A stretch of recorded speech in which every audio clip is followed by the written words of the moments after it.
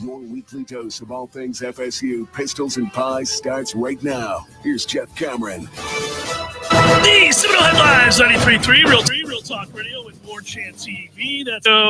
Now it's not an echo. An adventuresome start. It's been a while. Can you tell we're rusty? That's Ira. There's Corey. I'm going to say this. We're not rusty at all. We did what we always do. We just show up in a studio and wait for you to tell us to sit down and talk. We walked in the room, sat down in our seats like we always do. Yeah. No problems over here. Don't start passing the buck now. You guys came up big in that moment. That was one less thing for me to worry about, right. Knowing that you guys were sitting comfortably ready to go. Were in the room. All good to go. All good to go. So a little bit more multi-layered than we're accustomed to, but it's fixed now, and we're good to go. And we should say, yay, sausage! I can't see the computer screen. Can you see what I'm wearing? Is it on? You're wearing the register. It's clear as a bell, Corey. Yeah. You like this? Yeah. I like this hoodie. Yeah, it's a good hoodie. Did y'all get one? Well, Jeff, you didn't because you weren't at the Sausage Fest. I didn't get the hoodie. I didn't get one, though, man. I'm not A+ celebrity list like this guy. Well, you know what you do is I went over and was like, hey, man, can I get one of these? Because they were selling them, and they're really good. The material's great. And I'm like, can I get one of these? He goes, yeah, sure. Could have bought one. No. I've done enough. There's nothing wrong with that. It's great, but it's 98 degrees. I'm not wearing a hoodie. My man's got a comfortable looking shirt on. Enjoying the summer months. Look at Ira's shirt. That's a beautiful shirt. It's not he's ready to go play golf is what he's ready to do. You're ready to go play golf. I'm always ready to go play golf. I wear golf clothing just in case there's a chance to go out and play golf. Ben, the sausage guy, is always ready to play golf as well. And that's where I'm going to get the hoodie. Because I'll find him out there at the course. Yeah, it's breathable material, gang. Yeah, and you can get it at registermeats.com, not just for register sausage, which should be enough to take you to the website. You can't get the register's merch though. I don't think at your grocery store. Like, don't harass the meat manager for the register's merch at the store because I don't think he's got anything for you. But if you go to registermeats.com, you can get it there, and also have it shipped to your house. Comes nice and fresh and delicious. And the footprint is always expanding. I mean, it's crazy. You go west as far as you can go. I think we're in Arkansas now, too. I mean, just that's keep the driving. Latest one is Arkansas. Keep driving on I-10 West until you just keep going into stores. And that could be a fun family trip.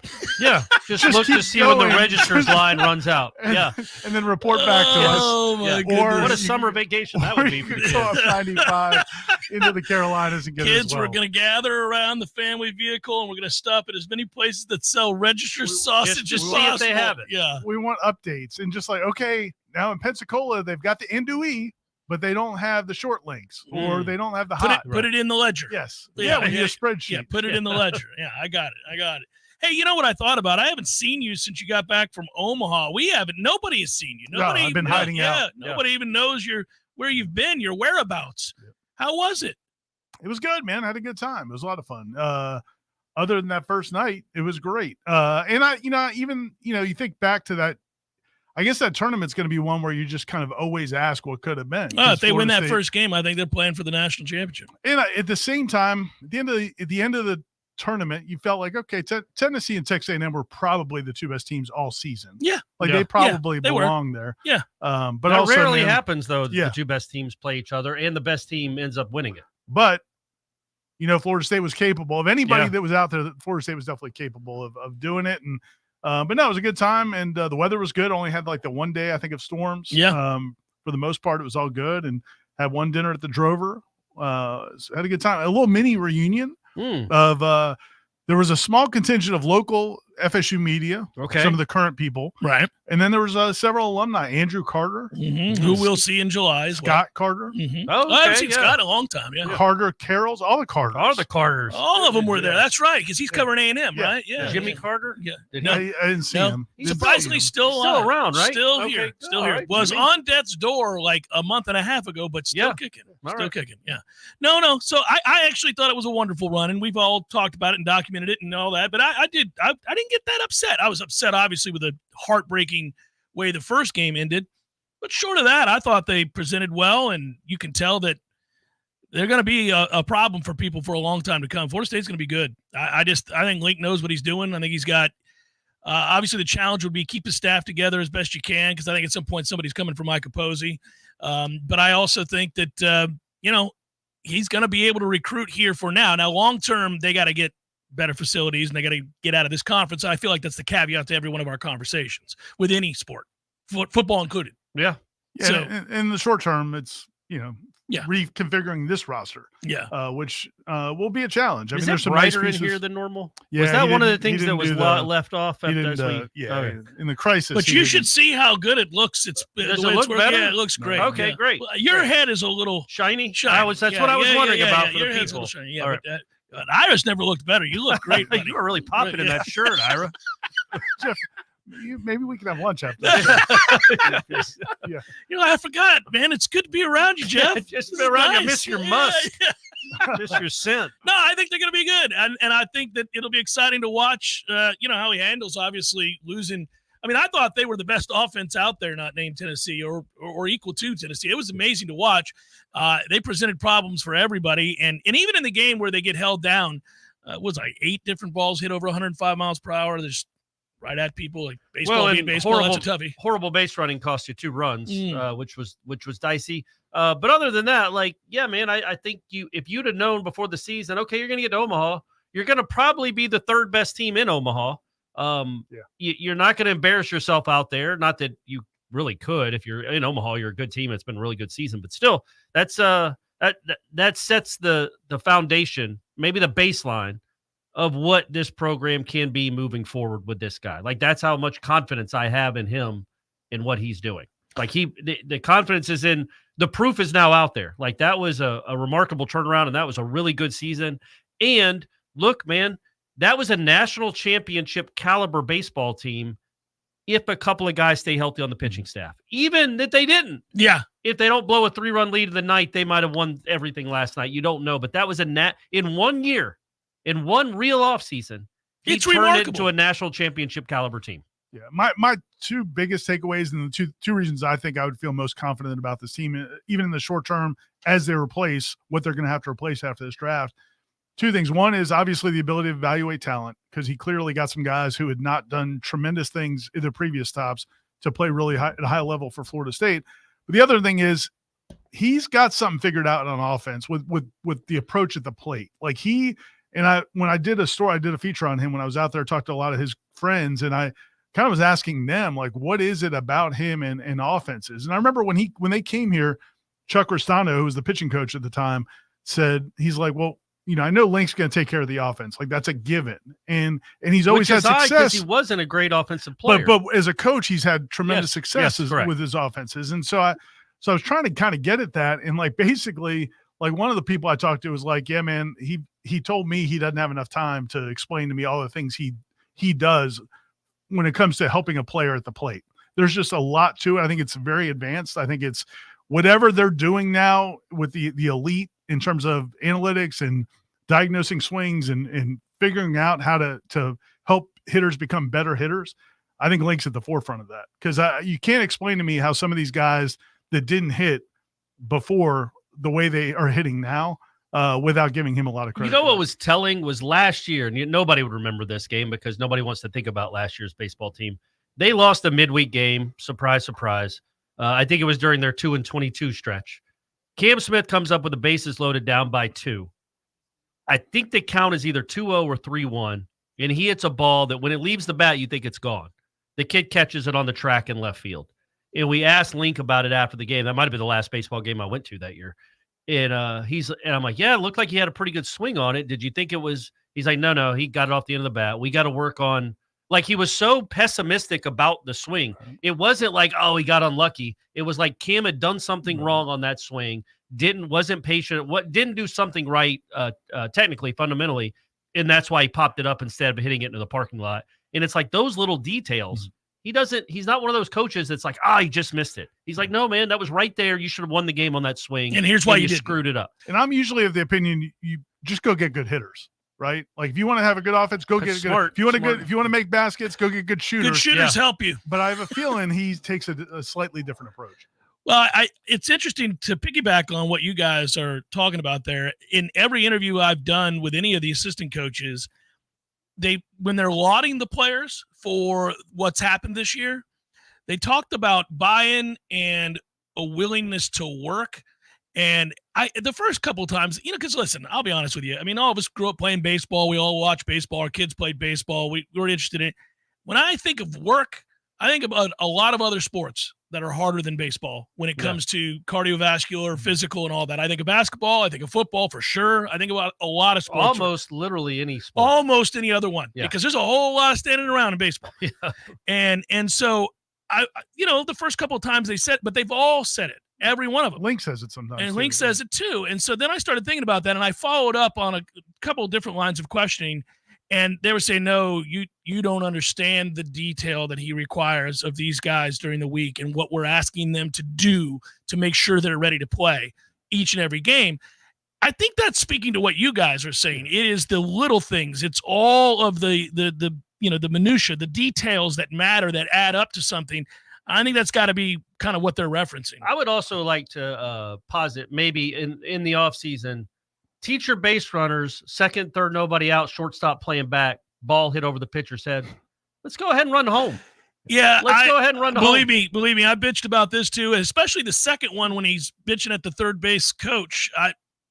It's a toughie. Yeah, like go ahead and run home. And then also, if you're on first base and the ball is hit behind you and you know it's going to be a tag at second for a double play, let's go ahead and stop running. You don't have to run full speed. You don't have to run right into the tag. And the kid on third is allowed to run hard home to try to touch home. It can happen. Which was weird, by the way. But by the way, they did not have that problem during the regular season. Not much. No, very seldom. I mean, college baseball, you're going to see some mistakes that you don't see in pro baseball that often. And usually when you get into a tournament format, that's usually when things really get exposed. Yeah, but I mean, they normally didn't have that problem. I was worried about the outfield defense when they got to Omaha, and that showed up. We knew that would be a problem. They don't have elite athletes out there. That wasn't a surprise, right? I was worried about. That's what bothered me about the second loss to Tennessee is that I don't feel like almost gave them the game with a pickoff play that just the first baseman doesn't catch the ball. Both teams looked nervous as hell that first game. But the second game, I just feel like if you score those 2 runs, if you maybe get a little lucky with your 108-mile-an-hour outs, but whatever, like I would have rather that. I think Tennessee's the better team. I don't think there's any question. But baseball's a funny game. The Braves weren't the best team in the league in 2021, and they won a World Series. So I just would have liked them to put a little more. They played poorly in that second game against Tennessee, which they normally didn't. That's what was a bummer. I thought the first game, I mean, you didn't walk the world in that 9th inning. They did blister the ball. At least you made them put the ball in play. Yeah, no, the last game against Tennessee was disappointing just because they didn't give themselves a chance. They could have kept playing, and you'd be on a plane home right now. That part wasn't all that disappointing. I actually said that to Kim last night. I was like, I could still be there. Yeah. And so I've always thought if they ever do win it, if you're out there for the duration. Can I ask Listen, Omaha is all right. Yeah. It's all right. You can say it, Ira. It's just all right. When was the last time you were in Omaha? 08. It was 08. Yeah. And you went at least 2 more times. 12, yeah, you went 12. I feel like the 3 of us have never been out there together. It's true. And I also want to say this. Has Florida State ever won out there in Omaha? Have they won the whole thing? There might be a little correlation. You think maybe? So next year. All right, Gene, if you're listening. To flip the script, man. Maybe either none of us go or we all go. We go as headlines. We can't piecemeal this thing together. They need some real help out there. We could go and really, I think we should do it up if we're going to do it. 3 seats behind home plate. That's not bad. We're not doing the press box nonsense. You're right. 3 seats right behind home plate. The 3 of us, the 3 amigos, right there for every pitch wear for costumes. Florida State baseball. We wear different costumes for each we day. We could do that too. If you own a business and want to sponsor this trip, reach out to Jeff Cameron. Oh, let me know. Let me know because you'll get a bang for your buck, buddy. We'll be whatever your shirt is. Yeah. We could just be 3 guys, yay, sausage, right there. People all over the country. Like, look at 3 sausage dudes. What's going on with these guys? And we're right behind. You can't miss us. Can't miss us. And we're throwing our arms up after every bad call. One of us has to imitate the Tennessee coach after every pitch. Yes. Complain, stomp around the grounds repeatedly. Make sure the camera catches you complaining over and over again. Right. Biggest tool in sports. Well, yeah. Biggest tool in sports. He must be good at his job, though, clearly. There are a lot of people. The nice thing was I didn't have to watch it last night because I was watching my Panthers. I was engrossed in my Panthers. I will not even entertain this discussion, sir. You've been talking about them for years. Do you know when they were founded? I had to look this up. 30 years ago. 34 right? years. You knew that? Oh, because they talked about it on the show. I would have never known that they were been around since 1993. I did. So fun. I Googled Florida Panthers after they won. and a bunch of fireworks came up on my phone because they had just won the Stanley Cup championship. Nice. I thought that was a nice little touch by Google. Good job, Google. Yeah, I thought that was pretty cool. Good job. But yeah, 1993 they were founded. How about that? Now, officially, we can go ahead and Florida's a move hockey in. state. Is that what you were going to say? Well, think about the frustration of the folks in Canada who every other year watch a Florida team win the Stanley Cup, and they have one in 42-something years. And you have three. Yeah. You have two, I would say, pretty strong sports fans here in the state. You're a very big sports fan. This is our job. I can't name one Florida Panther. I don't think you could either until maybe last night because you know Bobovsky. I was going to do the same. So, but imagine how much anger a Canadian would feel about that. Like, we live in Florida. That's our home team. I can't name a Lightning player other than Martin St. Louis. He's been retired for some time. And I can't name Esposito, and I can't name a Florida Panther. And our team, our state dominates this sport. What do you think? What that bothers them more? The fact that the players are now taking the trophy around into the ocean, South Florida, the ocean, the elbow. They need to go to a diner. Imagine if the '90s Cowboys could take the into the Lombardi White House, trophy, into that White House place. Like if they got it, just could do whatever. I do want to do this, and he listens to the show. Buddy of mine, Florida State graduate, Ryan Kavanaugh, works for the Panthers. I'm happiest for him, as well as my friend Sarah Comas, who works for Gordo's here. Grew up going to games with her father down there. Does he get a day with the trophy? He does, we think, and he's already been in contact with me about trying to bring it to FSU. So that would be pretty cool. What does he do?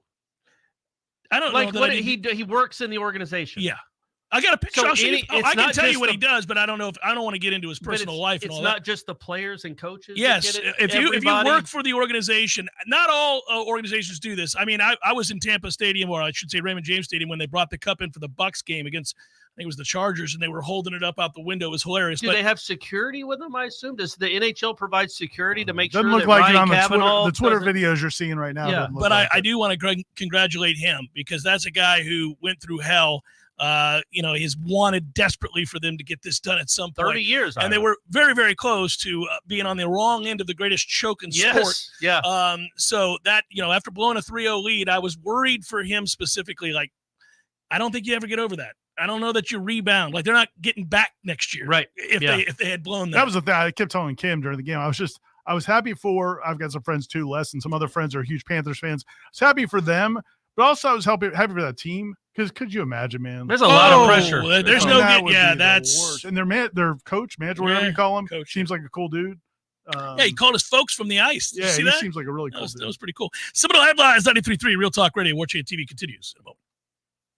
Plans? How about eating up some local sports with the Jeff Cameron Show? Coming up next on Real Talk 93.3 WVFT, Gretna, Tallahassee.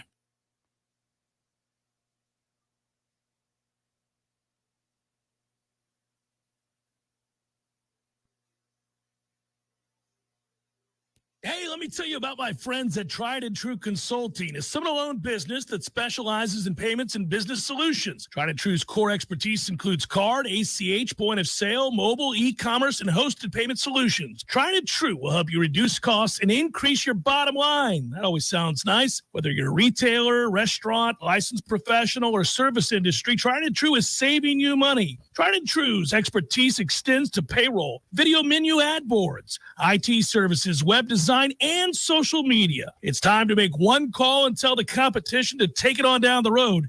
Call Don or Joe today at 844-464-6653. That's 844-464-6653. When you do business with Tried and True, they contribute 10% of the net revenue to the battle's end. So go Tried and True today. Call 844-464-6653. Hey, Greg, did you know that some cars are more prone to auto glass damage than others? I did not know that. Yeah, a Jeep windshield is flat, making it very prone to damage. Nissan Rogues are popular. Toyotas, Subarus are always in my shop because they get damaged frequently and they require recalibration. So you guys see a lot of SUVs. Yeah, I guess the angle of the glass has a lot to do with it. But it's not like you can avoid a rock no matter what you're driving. Exactly. So just go to SeminoleAutoglass.com and let us take care of everything for you. So how often do you see a DeLorean? From time to time. Oh. Better call Seminole. When you need a plumber quick, how long is an acceptable time to have to wait? Hey, it's the Millers again. Just calling you about our little plumbing problem. 2 hours? Hey, we were hoping you can get here soon because the water is getting really bad. I mean, please hurry. 4 hours? I know you said you were on your way, but, honey, tell the kids to tread water. 8 hours? Don't worry about us. We're fine. At M&L Plumbing, you'll never have to wait long for quality, dependable service right when you need it. At M&L Plumbing, we listen to our customers, and our qualified technicians aim to achieve 100% customer satisfaction. So the next time you need plumbing work or repairs, think of the name M&L Plumbing, your local plumbing experts, commercial or residential. Give us a call, 850-575-9393, or visit us online at mndlplumbing.com. M&L Plumbing, for all of your plumbing needs. Is reviewing life insurance on your to-do list? Now's the perfect time to add it. A friend recently told me that securing life insurance sooner rather than later can help you lock in lower rates for years to come. So I bumped this up on my list and got it done. I called Select Quote and couldn't believe how easy and affordable life insurance is. I'm 40 and got a $500,000 policy for $16 a month. My husband's also 40 and his $500,000 policy was only $18 a month. Plus, with Select Quote's same-day coverage, there was no medical exam required, and we were covered by the time we hung up. Knowing I have this checked off my list feels amazing, but the peace of mind knowing my family is protected feels even better. Call Select Quote at 1-800-694-1010. That's 1-800-694-1010. Or go to selectquote.com to get your free quote today. 1-800-694-1010. Details on example rate at selectquote.com. Life is stressful. Dinner shouldn't be. That motto is why Register Sausage has been doing business in the Florida Panhandle and Lower Alabama for over 75 years. A proud sponsor of Seminole Headlines, Register Sausage always provides the best Southern smoked sausage to over 140 grocery stores and restaurants throughout the Southeast. Headliners have discovered the Register's difference. You can too. To find a store that carries Registers near you or to buy directly, head to registermeats.com. That's registermeats.com. Register Sausage. Yay, sausage!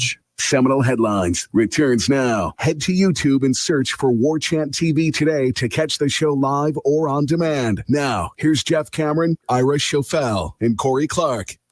Rebounded nicely, boys. We're all good to go. That was effortless, so smooth, silky as we came in and out of that break. I mean, that's as good as it gets. There are people like, well, I just didn't think he could rebound after that shaky start, but look at him. Seasoned veteran, pro, doesn't get shook in the moment. We're all right. Now we can concentrate on football, which, by the way, 14 days until the Big 12 has their media days. 14 days. 14 days. When's their opener? August 1st? I don't know, but 14 days until Big 12 media kickoff. Yeah. And then the we're SEC. almost in July. The SEC's a day after, Ira. Yeah. The SEC's a day. Yes. The ACC likes to take it slow. We're a week after that. Huh. So it's, yeah, buddy, couple of weeks, and you've got like football-related discussion. I don't know if it'll be news, but there'll be football-related discussion. And then obviously we're less than a month till Florida State starts their camp. So until we're actually going out to practices and covering that football team, that's the extended Florida State's run in the College World Series allows you to almost just sneak up on football. Yeah. A true story. It does. Yeah. I mean, because last year we didn't have it. Last year we long since stopped talking about Florida State baseball. When was the last baseball game, you think? Last year? Yeah. It would have been mid-May. Week two, Week week three, somewhere in that there was the last one that we. They didn't play in the ACC tournament, right? So No. May. Yeah, so you didn't have anything that extended and could divide your attention in a way that was even remotely meaningful. And now you have a 7-game Stanley Cup Finals. Now the NBA playoffs didn't do us any favors. The finals did anyhow because that was a romp. But the Noles run in Omaha certainly helped. And now you're going to wake up. It's going to be July. Be ready to roll. And we'll all be, hey, how do we want to handle the trip up to Charlotte this year, boys? There's one day. I suggest we just send Corey. Okay, All right, you and I chill here because you just got done doing a long trek. I don't think out I've been there for 3 years, so I owe y'all a day. If y'all just want to send I felt me. that way too. And listen, it's a one-day experience. But we've been doing the Airbnb, just guys We've been loving hanging live. out, I being would be guys. happy to go with all of us again and have another celebration like we Right. did with the Charlotte Seminole Club, which was Oh, that awesome. was Remember that? awesome. We had a great time. Yeah, we get was together like- with them again. Yeah, it was a blast. But I don't know. I mean, the way they've set this up is kind of strange, and the Noles are on day one, so you don't even really have to stick around to see the rest of these slappies. Correct. It's 4 days though. It's 4 also days. like Clemson's not the. I don't even think Clemson's like the next day. No, it's like they're 2 the days last later. day. I think So we're it's like, bookending it. even if you wanted to hang around to see what all the Clemson folks said about everything, relinquishing the belt you're not to going to be there Florida for 4 State. days. It actually works out pretty good though. Too, and all that stuff. It actually works out good for DJ though, because I assume DJ Uyunglele is going to be there for Florida State, and if the Clemson writers were all there, he would just get asked a lot of questions about how much he misses Clemson. Yeah, and the how lake. much that changed his life, what Dabo did for him, and the lake. So with them not being there, I think he's going to breeze through all that, which is nice. Who do you think the other Noel will be? I think it's 3 now, right? So I think it'll be who on defense? Patrick Payton, I would assume, or Farmer, or both. Or Azarie. Where's Azarie? But you might, yeah. We all think Azarie is going to have a huge year, but I don't know. I would think that Peyton and Farmer were the 2 you were most concerned about possibly leaving to see what else was out there on the horizon. And so I think you'd want to Peyton feels right build them in up terms of the answer. So and maybe a lineman, offensive lineman, if they although would you want to got do a couple of superstar kickers too. That's true. Could you send both? You could punter send both kicker, of punter them. kicker. Miami did that 1 year. Yeah, well, they did it because the kid did both. He was a punter and a kicker, and that was the guy they sent. And nobody wanted to talk to him. Yeah, Badgley, who might still be in the league, right? Michael Badgley, is that a name y'all here remember? I don't think about him. No, you don't. yeah. Okay, all right. Well, yeah, he was the guy they sent there. So those were but it will be. We'll be going to that soon enough, and they'll be starting practice soon enough. And it's less than a month, and now I'm geared towards it. Now I'm all locked in, and plus we're all going over to Ireland. So there's a lot. There's a lot to get done between now. You start to feel the pressure of packing it all in, getting it done. Man, Ireland's good, and that's. I think there was the turnout from Florida State fans in Omaha was a little smaller than probably would have been because of Ireland. Like I think so many people, and I actually heard this from a couple people that we're going to Ireland in a couple months. We're not also just dropping spending thousands of dollars in Omaha just out of the blue because it's one of the Omaha's a tough one because you don't plan it. It's the Dublin of Nebraska, though. It is. Omaha is? Yeah. Did you see? Did they still have those signs up? Where the Dublin of Nebraska is that something they still have up there? I think they got rid of them, okay. But they do have the Jello shots, which, by the way, is the most.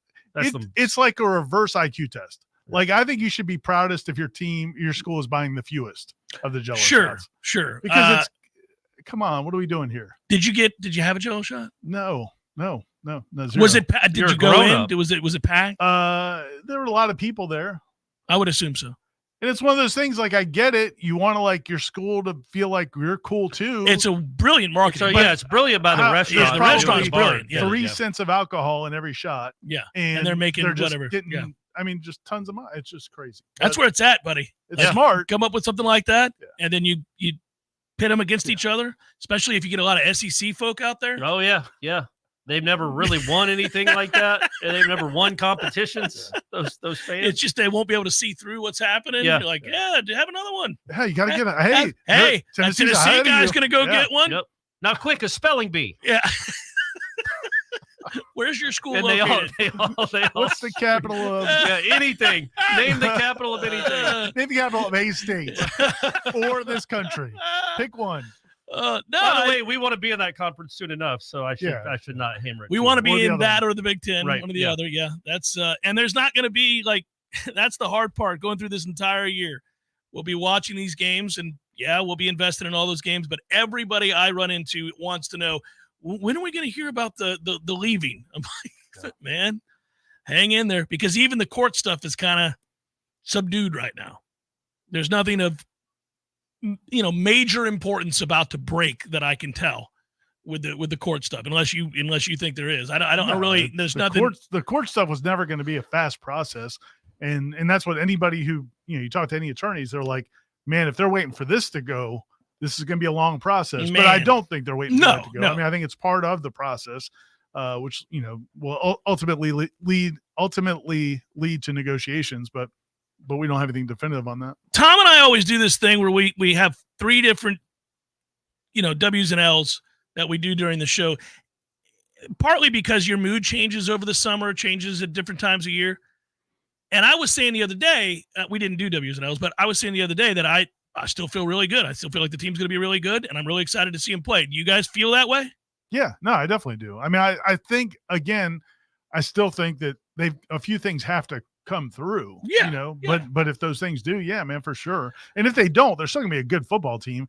It's just whether or not, I think that, it goes back to that same thing we've been saying since the end of last season. The difference between this year and last year is there were so many more sure things. This year there's more variables, but the variables could all hit, and you're looking at a great team. Did you guys know that if they win the conference, they're almost certainly going to get a bye? Like, it's the highest ranked, the highest ranked conference winners. Yeah. So, I mean, so there can only be one SEC team getting a bye, at least this first year, right? Right?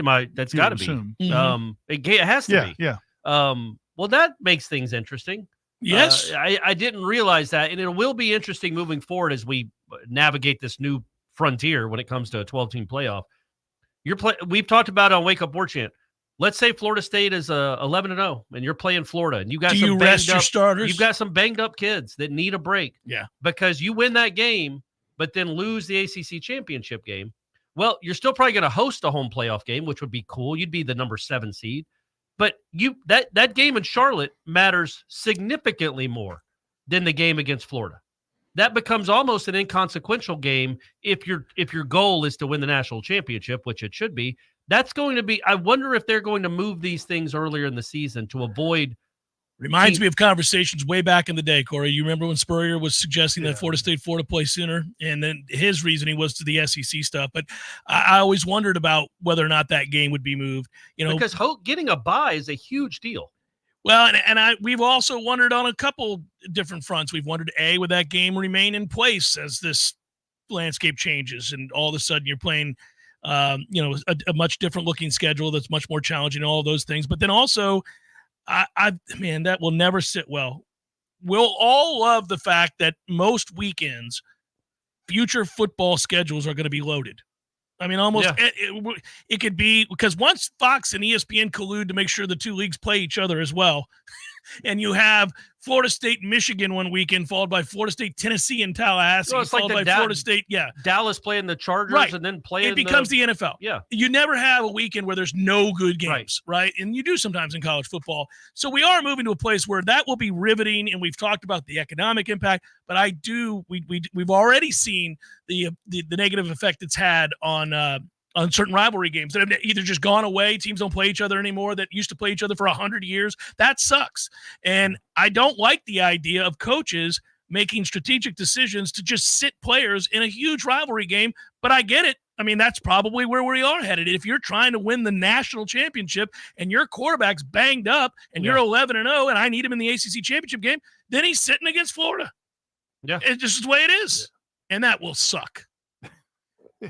It sure would. That's not going to be fun to watch play out. It is kind of cool, though, in the reverse of that being like, well, you could lose to Florida. It also doesn't matter. You could be 11-0, fully healthy. Yeah. You're going to be really devastated that you just lost to Florida. Gosh, darn it, they're our rival. This sucks. But you win the next week, you've got a bye. You're one of the top 4 teams in the playoff if you win if you win the following week. And you can do that as a 9-3 team. It's weird. Do you guys do it in any other sport? Like, college football was unique in this way, where your game against your rival as a fan or an alumnus, that was the biggest of deals, right? And owning that bragging right for the year was a big deal. And especially if you won 2 or 3 or 4, God forbid, 5 or 6 in a row, right? But in almost any other sport where it's a one-off game and it's not applicable to the big picture of a championship run. In baseball, there was a stretch where the Yankees and the Orioles were huge rivals. You play each other a gazillion times. If you sweep them or they sweep you in any given weekend, you're not going to be like, it just doesn't happen.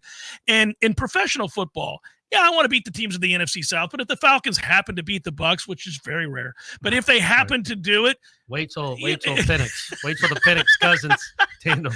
But I'm not like I'm like, we'll play them again, and also doesn't really matter. We lose 7 times and still make the playoffs. That's what it's college become. football had that, and it lost it. It's lost. It will be gone if 10-3 just cruises you into the playoffs. Well, right. I mean, look, Florida State could be 8-3 this year. They could be 8-3 playing Florida in a game that means nothing, because the only way they qualified for the ACC championship because of however it shakes out. We'll see though, man. We'll see. Because I will say this, historically, like, a lot of coaches have kept their jobs by beating their rival and lost their jobs because they couldn't beat the rival. No, I wasn't no matter saying what else. I'm just saying that I wasn't saying that like it's going to change in that everything. instance that you would sit your team against Florida. I'm saying that you're 8-3. You've already qualified for Charlotte. That game against Florida, other than bragging rights, means absolutely nothing. Like the bigger game is the following week. That's what I have an issue with is that like all of a sudden beating Louisville in Charlotte is a bigger deal to your ultimate goal than beating your rival. The game against your rival means nothing. Now, because you either win the ACC championship and you get in, or you lose and you don't. And that to me loses a little luster for college football, that the rivalry games won't matter as much, especially the non-conference rivalry games really won't matter at all in the grand scheme of getting into the playoff. What if there's two non-ranked conference champions? Yeah, I don't know. Would that happen? I guess that could happen. Yeah. I mean, if you're SEC, then it's just an SEC semifinal. It's an automatic default. Grab the 6-6 SEC team and throw them in there. Arkansas gets to go in. We know they're all in. Seminole Headlines, 93.3 Real Talk Radio, Warchant TV continues in a moment. Local news now. The DOJ has reached an agreement with the Florida State Attorney's Office for the Second Judicial Circuit after an approximately year-long investigation into allegations of racial discrimination. The DOJ stated that it has not made a finding of discrimination and that the State Attorney's Office fully cooperated during the course of the review. In an agreement, the State Attorney's Office promised to adopt a non-discrimination in prosecution policy and mandate regular training for state attorney employees. The DOJ investigation came as a result of whistleblower Mackenzie Hayes, who worked at the State Attorney's Office in Monticello for just 1 week. She quit after finding a memo posted on the wall that instructed employees to adjudicate defendants guilty for driving without a valid license if they are Hispanic. State Attorney Jack Campbell said after he found out about the memo, his office sent letters to every person who was charged with driving without a valid license since 2017, telling them to notify his office if they believe their case was treated unfairly. This is Rachel Anay with the Real Talk 93.3 Local News Update, brought to you by Macklemore Systems, Tallahassee's go-to Mac store. Check them out online at MacklemoreSystems.com. This is meteorologist Paul Trombley with your Real Talk 93.3 weather update. A heat advisory continues until 8 p.m. tonight. Chance of thunderstorms this afternoon. Otherwise, sunshine mixed with clouds at times. Daytime highs approaching 98. Southwest winds 5 to 10 miles per hour. Slight chance of thunderstorms tonight. Lows level off around 77. Partly cloudy skies. This report is brought to you by The Lawn Johns. For all your landscaping and lawn care needs, visit thelawnjohns.com.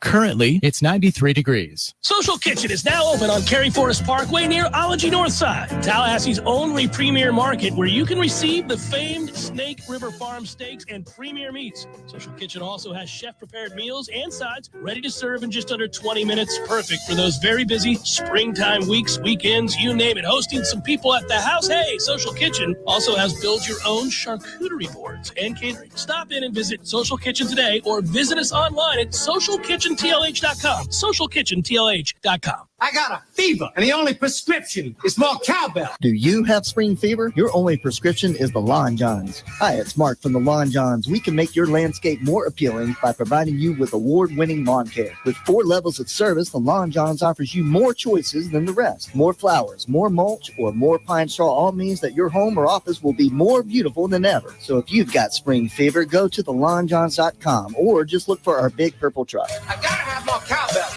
Life is stressful. Dinner shouldn't be. That motto is why Register Sausage has been doing business in the Florida Panhandle and Lower Alabama for over 75 years. A proud sponsor of Seminole Headlines, Register Sausage always provides the best Southern smoked sausage to over 140 grocery stores and restaurants throughout the Southeast. Headliners have discovered the Register's difference. You can too. To find a store that carries Registers near you or to buy directly, head to registermeats.com. That's registermeats.com. Register Sausage. Yay, sausage! Seminole Headlines returns now. Head to YouTube and search for Warchant TV today to catch the show live or on demand. Now, here's Jeff Cameron, Ira Schofel, and Corey Clark. Big recruiting weekend that just came and went, and Florida State is positioned to perhaps hit a huge home run here. This is all I ever care about, guys. I don't care about defensive backs. I don't care about wide receivers. I don't care about running backs. These days, I kind of don't even care about quarterbacks.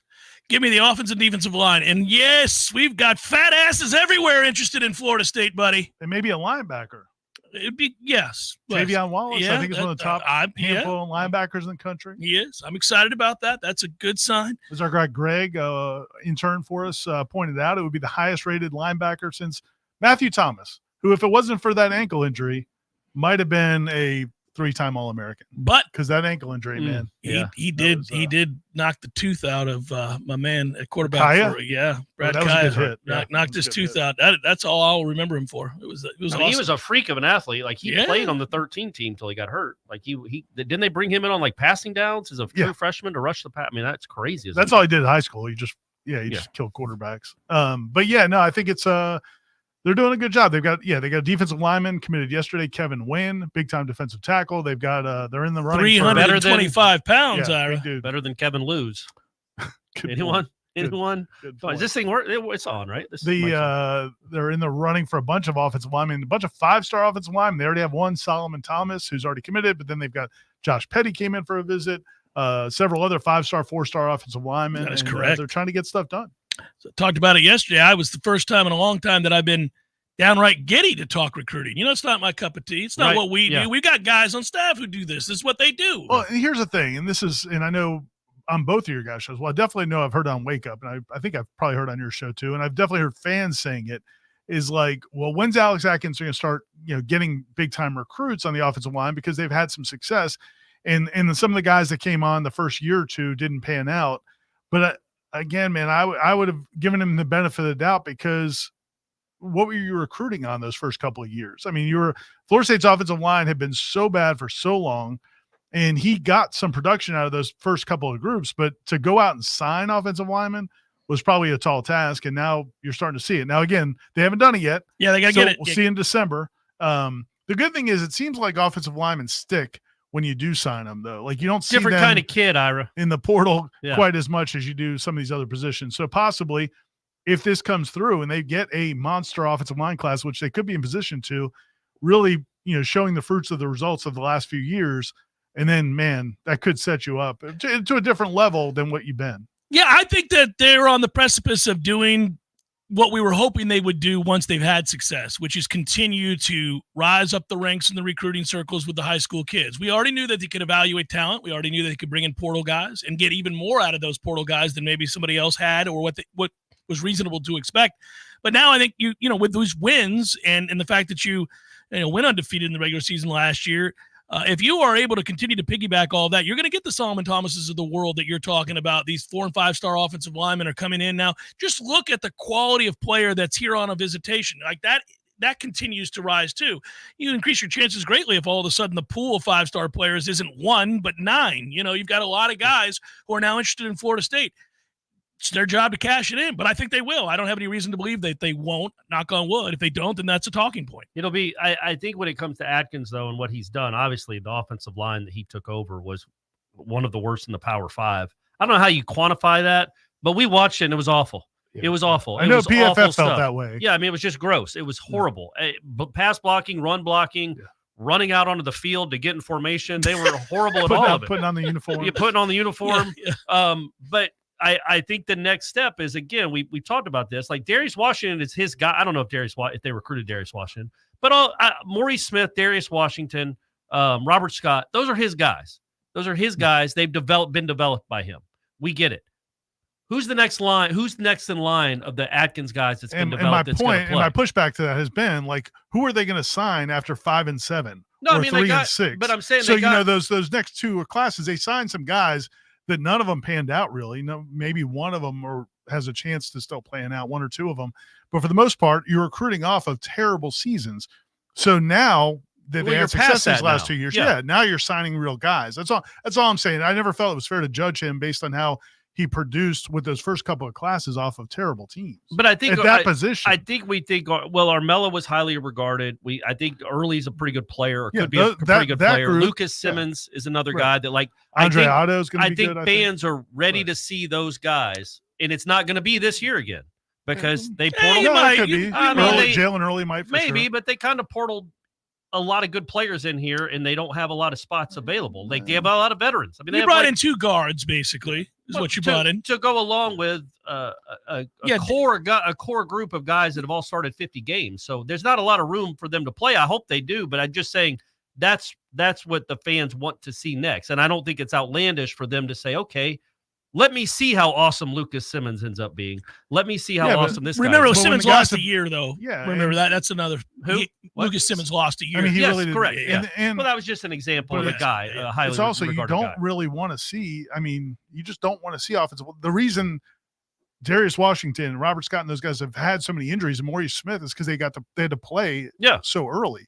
So you don't want to force those guys into playing time. And now these guys are third or fourth year in the system. I think you're going to see them play. Now, you think they'll play this year? I think Jalen Early definitely will play. I think Carmelo may play some, depending on what happens with those older guys. I didn't necessarily fall in love with all the transfers they brought on the offensive line, but I understand why they did it. They wanted to make sure they covered all their bases. Like if we could get this guy and he gives us, hedges our bets in case one of these other guys don't plan out, then you take them. So, man, I wouldn't be surprised. They say they've got 10 guys that can play. I wouldn't be surprised if you see a lot of those guys play early in the season. Well, and they've shown the willingness to do that, right? They'll rotate guys in. Like, so in some capacity, a lot of those guys that you referenced will play. I mean, Otto's going to play some. I think Estes will play. I think Early will play. I think past time that Simmons should play. I would think that he's going to play now that he's had a year to get strong and a year to get.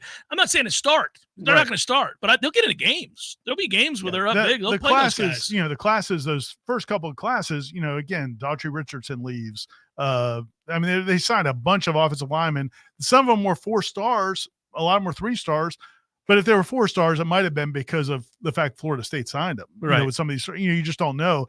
And none of them have really panned out anywhere else either. So, again, I just don't hold that against them. Once you start having success, now you could recruit offensive linemen. That's like the thing with, again, comparing Georgia to Florida State at the end of last season. I thought when talking about culture and how many kids play and how many kids don't play, it's like, man, they're at a different point of their program. Mike Norvell has been piecemealing this together to have these last 2 years. Kirby has had that thing running at a high level for 5 years, 6 years. So I think what people want to know or are hopeful for is this year is going to be like last year. You were going to have probably the most veteran offensive line in the country as far as age, probably game experience. I mean, you have, Washington and Maurice Smith alone have probably played 50 college games.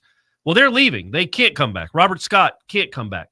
So next year, is it going to be these guys that you've been developing for the last 2 or 3 years off good teams, good teams when you've been able to recruit?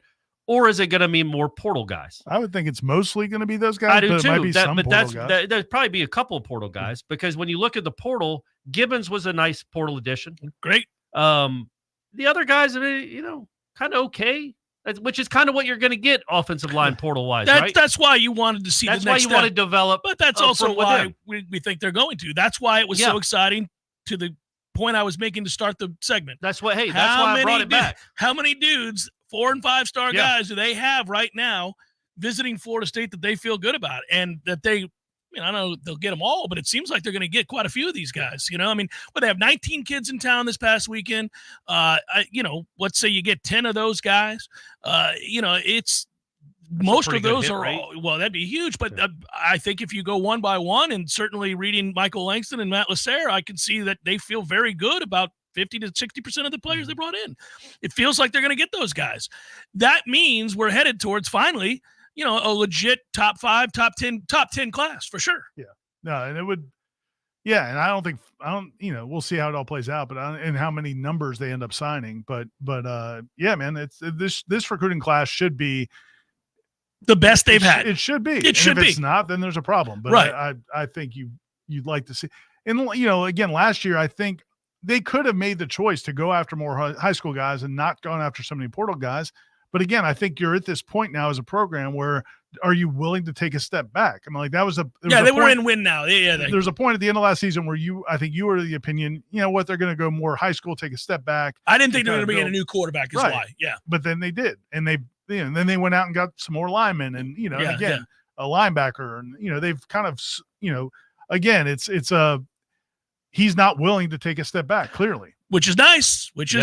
And if they don't, then they're going to continue to stockpile really good classes. And I think this will be the first of the several top 10 classes that he's going to have. Hour number 2, headliner questions forthcoming. Stay with us. Seminole Headlines, 93.3, Real Talk Radio and Warchant TV.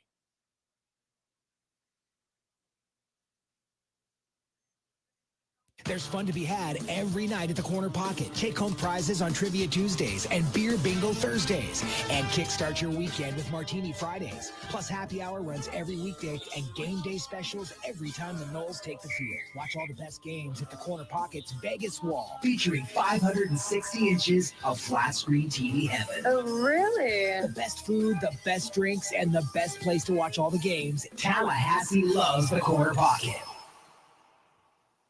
Hey folks, it's me, Mac and More, spokesperson for Tallahassee's favorite Apple and Mac product store, Mac and More. We all know what Mac is all about. It's your MacBooks, iMacs, Apple Watch, iPhones, iPads, we've all got them. But what's really cool is the and more. And there's a lot more at Mac and More. They can help set up your new gear, migrate and back up your data, teach you new tricks, and how to use everything better. And if something costs too much to fix, they'll tell you the truth. There's a lot more at Mac and More. See for yourself at macandmoresystems.com. Or you can take it from me, Mr. Mac and More.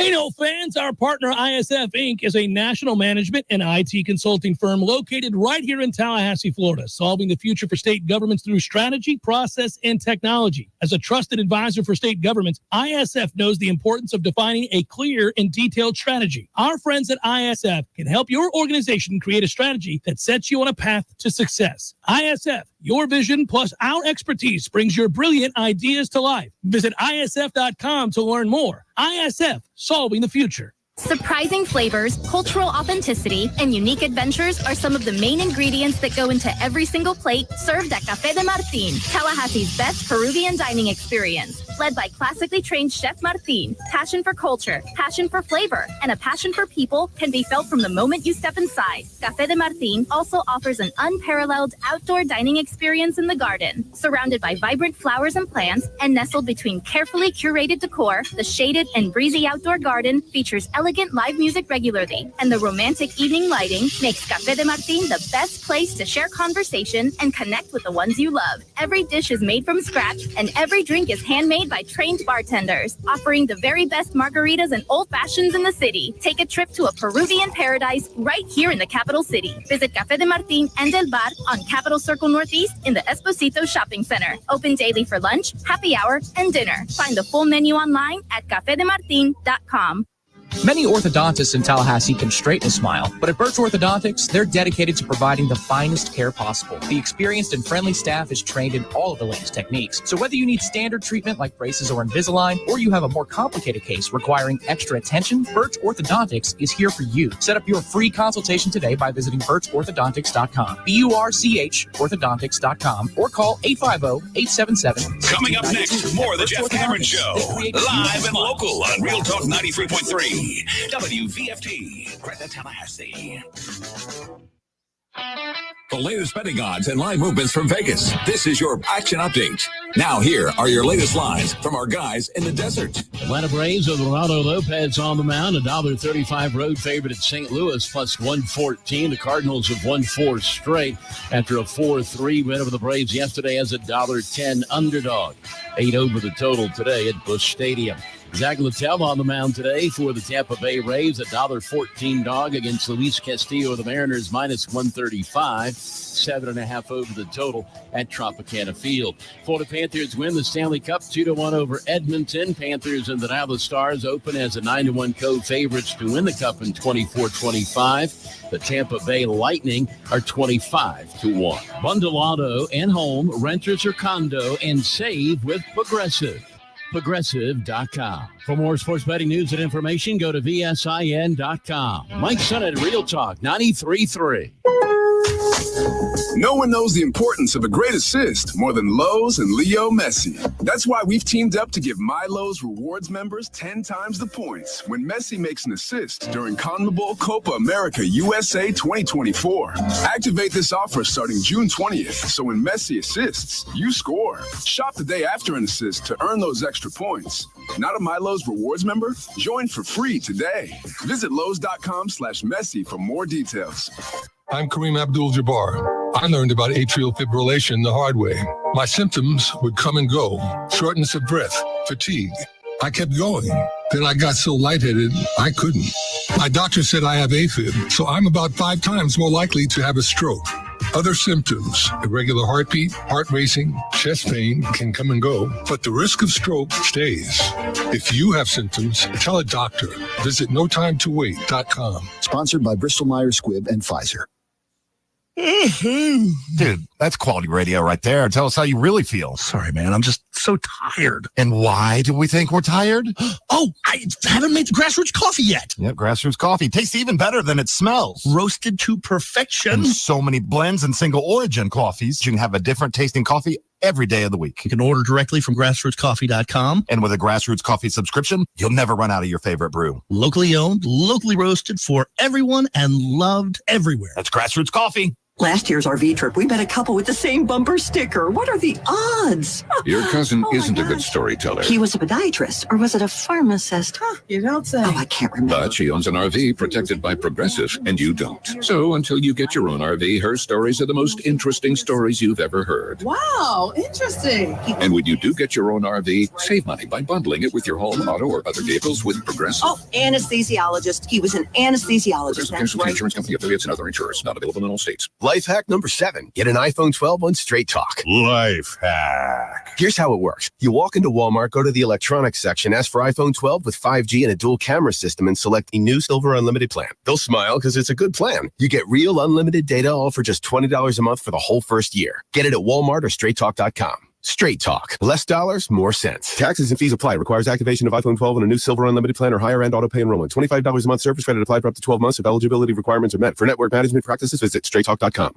What will the Noles do to follow up and unconquer 2023? Warchant.com, the market leader in FSU football and sports coverage, is the place to find out. Join the largest FSU fan community and talk Seminole sports in Warchant's Tribal Council and premium recruiting message board forum. Enjoy special access to multimedia elements like Wake Up Warchant, The Jeff Cameron Show, and Seminole Headlines, plus exclusive forums with FSU student athletes and a members-only discounted garnet and gold. Warchant.com is your ultimate Seminoles sports source. Head to warchant.com and sign up today. It's time for Seminole Headlines, featuring Warchant.com's Jeff Cameron, managing editor Ira Schofel, and senior writer Corey Clark. Your weekly dose of all things FSU, pistols, and pies starts right now. Here's Jeff Cameron. Hour number 2, Seminole Headlines, 93.3 Real Talk Radio and Warchant TV. Good to be with you as always this hour. Headliner questions brought to you by Birch Orthodontics. Appreciate Dr. Birch and her team. Yeah, they're great. They're great. And Bryce just had to make sure he got a slight adjustment to the retainer that he wears at night. Otherwise, pure clear sailing, 100. huh? Yeah, clear sailing. We're all good to go there. Clark's the last one I'm waiting on, but everything's looking good. Teeth look good as always. So the team at Birch are doing kick-ass work, as they're known to do. Nice. Kick-ass work. So Doing that's good. Lord's work. Yeah. And I actually was exchanging emails with Dr. Birch the other day, and she made a comment about looking forward to a lot of Taylor Swift talk this upcoming year. So I think she's not really bullish right now on the basketball team. program. No, they hired a new assistant, and she must not have seen that Jameer Watkins came back. Yeah, So those two things faith, alone, we go from no interest at all to top 20. Probably. Might be UConn in the finals. We'll see. Don't know who's going to be there. But you know who is top 20, top 5, top 1? Top 1. Dr. Birch Orthodontics. You can't do any better. Our kids have gone there. And again, we wouldn't be just telling you this because, she's paying the bills. She is paying the bills, but also our kids went there and had a great experience, and they've got beautiful smiles, and your kids could too. And not just your kids. As we've covered, Dr. Birch will grandfather, grandmother, bring them in there, roll their ass in there and get the teeth fixed. Let's go. And you can get more information at birchorthodontics.com, BURCH orthodontics.com. And they have free consultations, payment plans, they have financing, they take care of you. All the best service, all the latest technology. Go check them out. Right off the bat, the first question is very loving, very kind. Mr. Scalpel Noles writes, love the show, fellas. Been a long time listener, and it's bright spot in my week. Oh. People have missed us. I did some surveying of the questions both on Facebook. Corey, 13 hours ago you posted, I see. Right. Yes, I did. Good job. It was technically still Monday night. I think it might have been. No, you're right. It was Tuesday morning. You're correct. But it's a good effort on your part. It's a good effort. Got it up. Yeah. And then I looked at these Twitter questions. A lot of good to have you boys back together again. There might have been one. It's about damn time. There wasn't about. It's about. I didn't pick that one. No, okay. Yeah, but that is still similar sentiment. Love the show. Highlight of the week What's the scoop with Trell Jones recruiting for FSU? He's supposedly still choosing between Florida and FSU. That doesn't make any sense to me, he writes. That was an awkward post-visit. So Trell Jones, a quarterback out of Jacksonville who's committed to Florida State, has been committed to Florida State for like a year now. There's been rumblings he may be looking to flip, but he did visit this past weekend and said all the right things, said he had a great time. Family was here, said it was a great time. Are you ready to lock down your commitment, say you're done, you're not looking at anybody else? Well, I'm going to make a decision on that coming in the next week.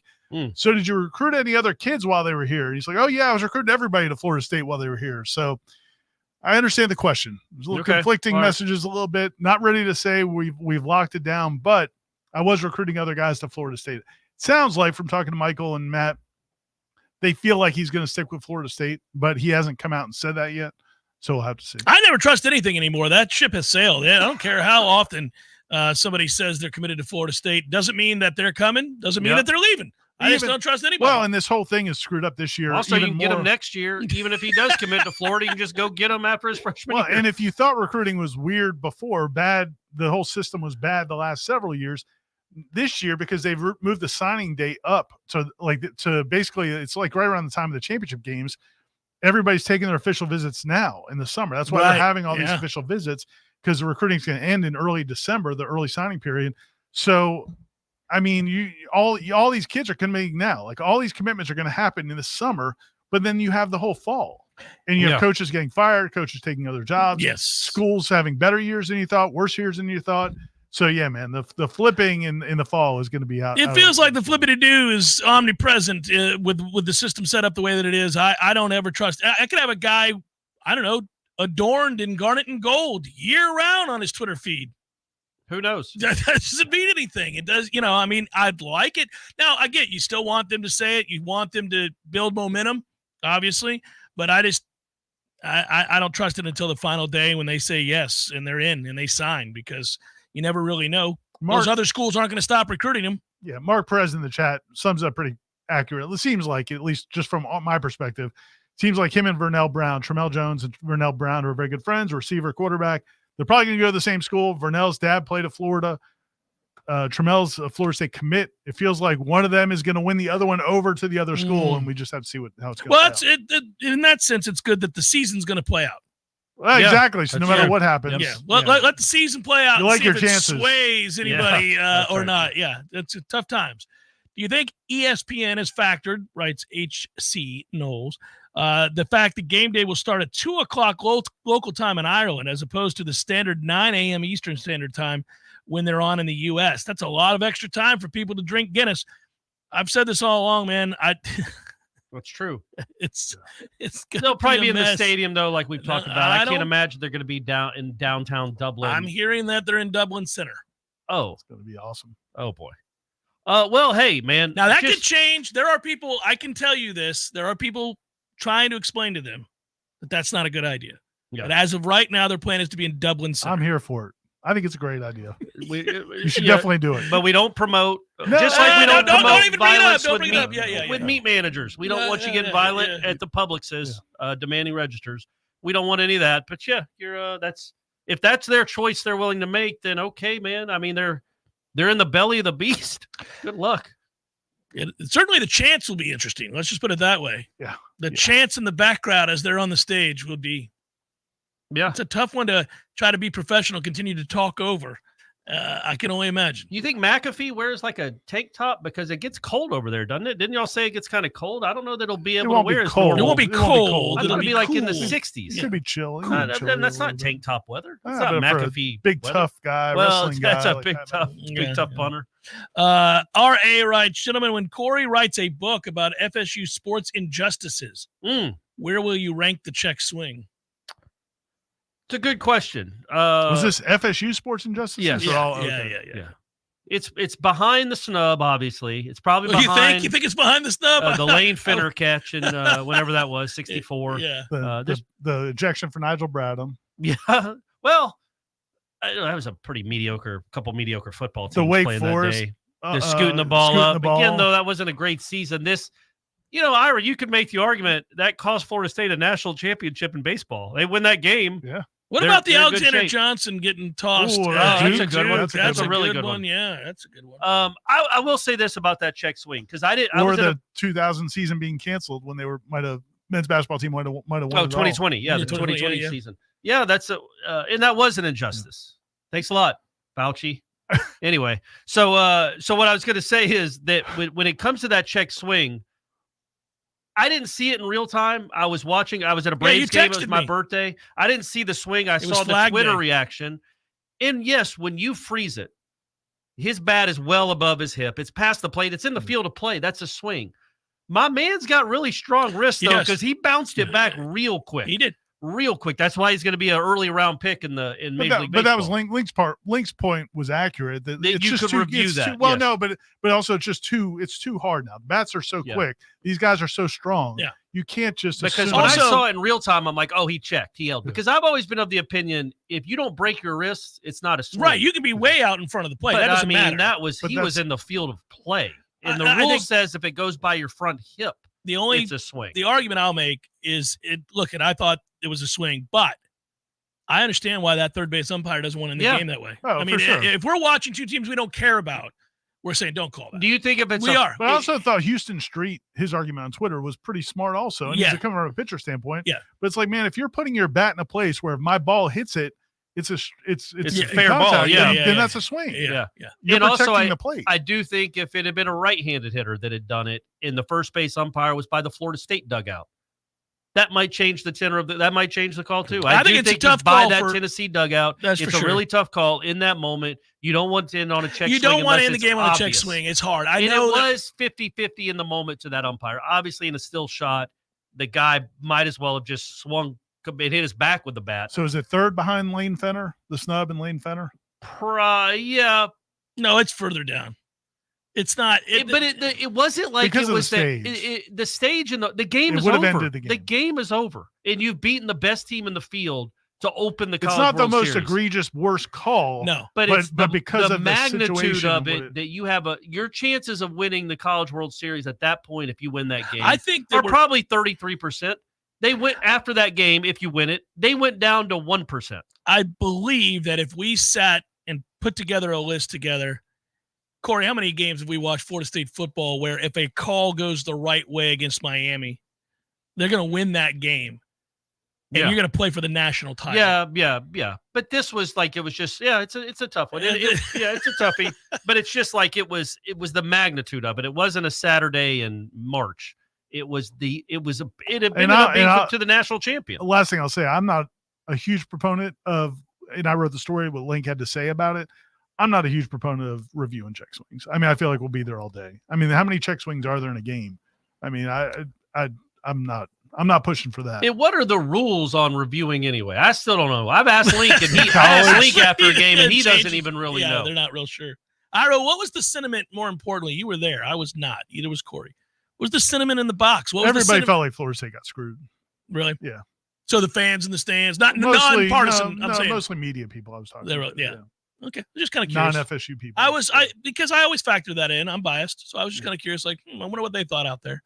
If FSU is a 7th to 10th ranked team at season's end, do you think they would factor in the stadium construction and send us on the road for the playoffs? No, they wouldn't. But that's a good question. A fair question because it ain't a normal college football. Might as well be at SMU. By the way, you see how much further along they are than I thought they would be. Right? Have you been by there? Yeah. I was there Sunday. Man, it's pretty impressive. Like they're humming even in this heat. Like, good for them. I mean, it's hot as Hades out there. You're in construction, man. That's part of it. Yeah. But I gotta say, I don't know. I hadn't been over there in a while since the end of spring practice. I guess I've been over to the stadium, baseball stadium, but I hadn't been over inside Doak at all.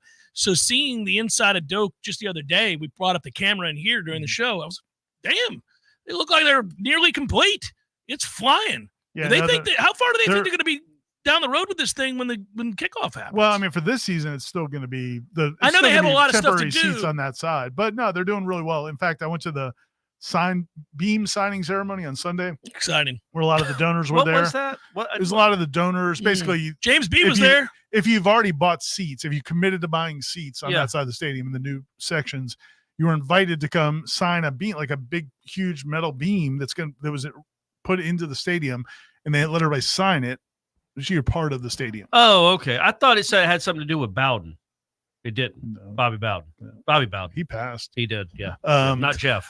But so anyway, I went there for that ceremony, and they said Michael Alford said that they're in a good enough position right now where even if they get some bad weather, they're far enough ahead. They feel like they're going to be in really good shape. So yeah, they're doing well. Question for the greatest panel of FSU reporters ever assembled. Amen. Hey, his words, but he's not wrong. Who is that? He's not wrong. That's R. Wilmer. Yeah, with you, R. How are both Michael Alford and Mike Norvell, replacing the off-field assistants such as director of high school recruiting? How will they go about it? I'm not sure what the question is. So, yeah, Ryan Bartow, who's on the staff as director of high school recruiting, is no longer on the staff. That's going to be totally a Mike Norvell hire. That is correct. Yeah, any of those recruiting positions. And they're basically all these titles didn't exist 5 years ago. And so now you have a director of high school relations, director of football relations, assistant director of high school relations. You got all these different positions. Basically, these are all people that ostensibly have contacts with recruits, contacts with high school coaches, and can help you in the recruiting process. And so this was one of those positions. He's been there the last 2 or 3 years.